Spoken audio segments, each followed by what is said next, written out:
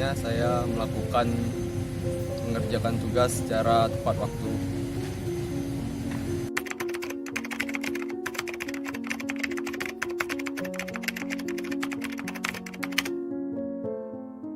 Kalau untuk kesulitan dalam belajar pernah.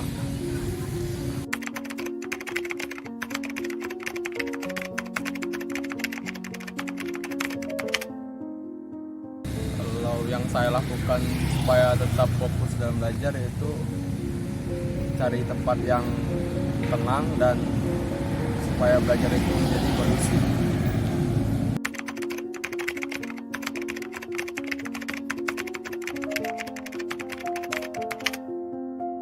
Kalau untuk menggunakan aplikasi timer waktu, timer fokus kan belum.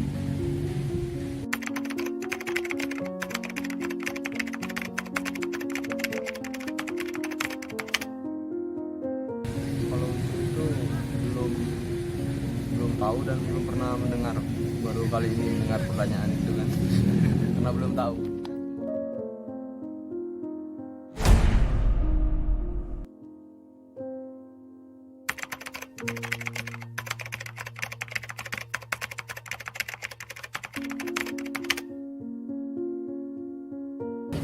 Bagaimana saya memanajemen waktu? Biasanya saya membagi waktu tersebut ke beberapa bagian, ya, untuk mengerjakan tugas, beristirahat, dan juga aktivitas seperti biasanya makan dan lain-lain.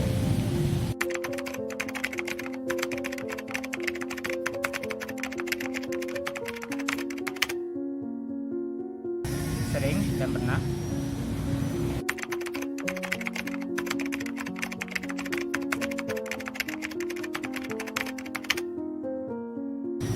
Agar tetap fokus dalam belajar, saya harus memperhatikan materi tersebut dengan cermat dan mengesampingkan masalah-masalah lainnya.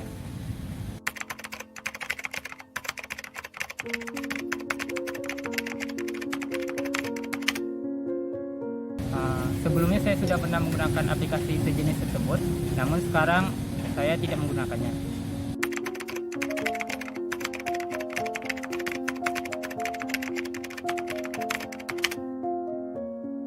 Ya, aplikasi itu aplikasi tersebutlah yang sudah saya download sebelumnya, yang sekarang sudah tidak saya pakai lagi.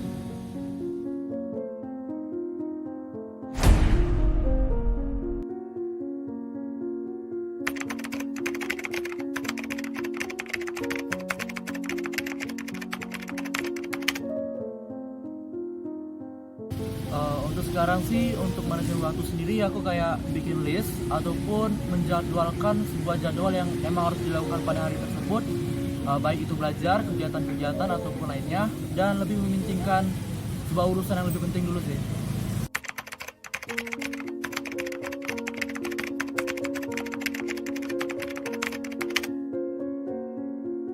Pernah, pastinya.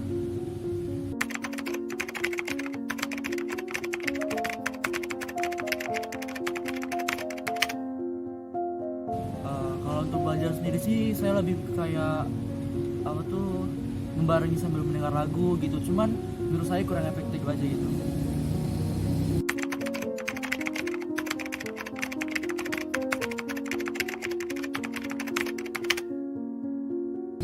Belakangan ini sudah, karena saran dari teman-teman juga, karena banyak yang pakai.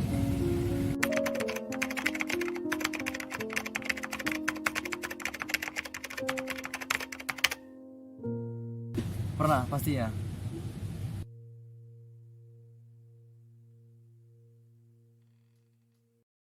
Untuk mengetahui kebergunaan sistem usability berdasarkan tanggapan dari pengguna, dilakukan pengujian dengan metode SUS (Software Usability Scale).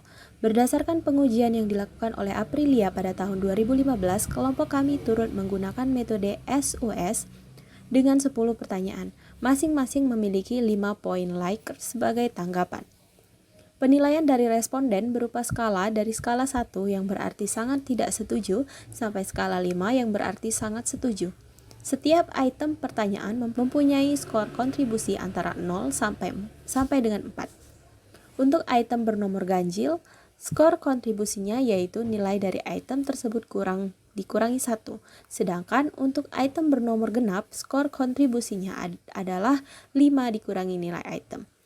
Keluaran dari SUS berupa skor antara 0 sampai dengan 100. Penentuan metode penilaian ini didasari pada evaluasi yang dilakukan oleh Karis et al. Yang dilakukan pada tahun 2019. Pertanyaan dari kuesioner yang ditujukan kepada pengguna awam mendapatkan hasil sebagai berikut. Pertanyaan nomor 1 mendapatkan skala Likert sebesar 2. Skor kontribusi pada soal bernomor ganjil dihitung dengan nilai dari item tersebut dikurangi 1. Sehingga skor kontribusi untuk nomor 1 ini adalah 2 dikurangi 1 sama dengan 1. Selanjutnya, pertanyaan nomor 2 mendapatkan skala Likert sebesar 2. Skor kontribusi pada soal bernilai genap dihitung dengan 5 dikurangi nilai item. Sehingga skor kontribusi pada nomor 2 ini adalah 5 dikurangi 2 sama dengan 3. Perhitungan ini dilakukan untuk soal bernomor ganjil dan genap selanjutnya. Untuk mendapatkan skor SUS, hitung total skor kontribusi, kemudian kalikan nilai tersebut dengan 2,5. Sehingga nantinya didapatkan skor SUS untuk pengguna awam ialah sebesar 37,5. Berdasarkan jurnal Bangor et al. Pada tahun 2019, skor SUS 37,5 ini masuk ke dalam kategori sangat buruk atau worst imaginable. Selanjutnya, perhitungan kuesioner dilakukan untuk pengguna medium. Dari hasil perhitungan, skor SUS untuk pengguna medium ialah bernilai 57,5. Berdasarkan jurnal Bangor et al. Pada tahun 2019, skor SUS 57,5 ini masuk ke dalam kategori oke. Terakhir, perhitungan kuesioner dilanjutkan untuk pengguna ahli. Dari hasil perhitungan, skor SUS untuk pengguna ahli ialah bernilai 97,5. Berdasarkan jurnal Bangor et al. Pada tahun 2019, skor SUS 97,5 ini masuk ke dalam kategori baik atau good. Skor SUS keseluruhan didapatkan dengan menghitung rata-rata skor SUS setiap responden. Berdasarkan ketiga skor SUS dari ketiga responden di atas, maka didapatkan rata-rata dari skor SUS mereka adalah 62,5 yang termasuk ke dalam kategori oke.